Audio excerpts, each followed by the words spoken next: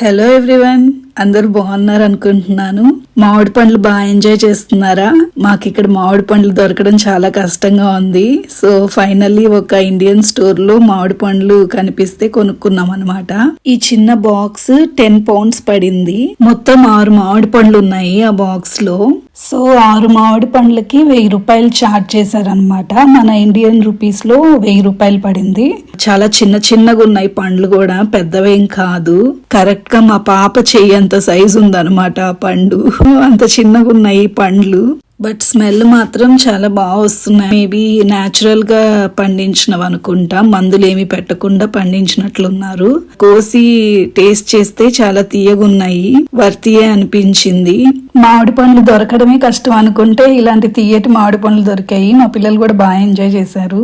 నేను ఈ మామిడి పండ్లు వాట్ ఫుడ్ లో బెస్ట్ ఫుడ్స్ అనే ఒక ఇండియన్ స్టోర్ లో తీసుకున్నాను.